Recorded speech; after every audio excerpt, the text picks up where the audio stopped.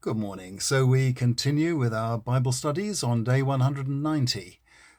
We are still looking at Hebrew poetry that exists in the Old Testament outside the book of Psalms. And today we're looking at the prophet Micah, hoping for peace after the exile in Babylon. I'll turn you around so you can see the text. There will come a time when the mountain where the temple stands will be the highest of them all, towering over the hills. People of many nations will flock to it in streams, and they will say, "Let us climb Yahweh's hill and go to the temple of God, the God of Israel. He will teach us what he wants us to do, for we are determined to walk the paths he has chosen." Yahweh's teaching comes from Jerusalem. It is from Zion that he speaks to his own. He will sponsor peace treaties between nations, even between powerful nations near and far. Swords will be hammered into ploughs, spears into pruning knives. Nations will never go to war again. They will not even prepare to fight each other. Everyone will live in peace among their own vines and fig trees, without anyone making them fearful.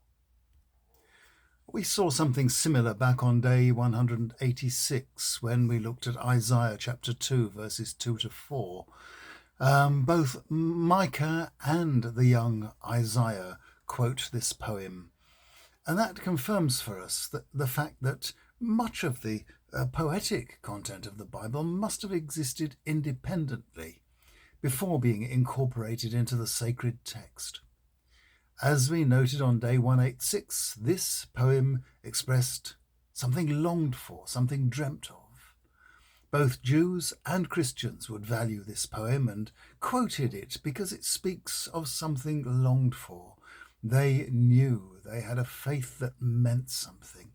And some of them really desired to share their vision of God and their faith in him with the world.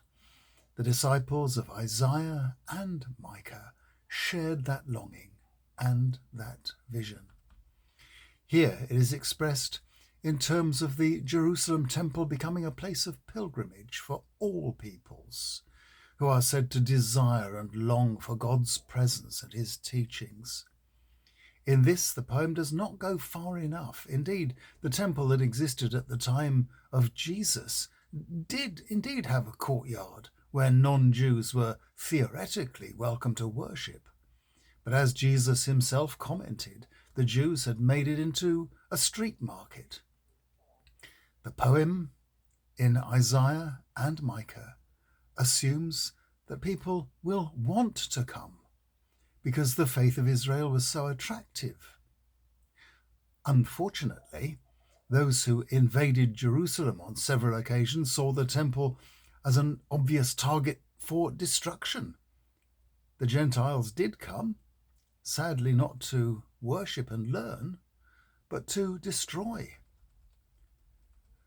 We still await the days of peace, and the vision of a peaceful human race still remains a vision and a hope for the future. When the Romans came and destroyed the temple in 70 AD, it had not been the home of the Ark of the Covenant for many centuries, and the usual focus of Jewish spirituality across the known world was now not the temple, but the local synagogue.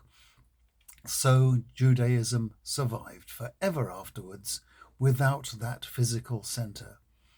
And of course, for Christians thereafter, the centre of the faith was no longer a physical temple, for all believers knew they themselves were living temples, inhabited by the living God, by the Holy Spirit. So instead of waiting for the Gentiles to come in, the church had perforce gone out to them instead, and went soon, and with great enthusiasm.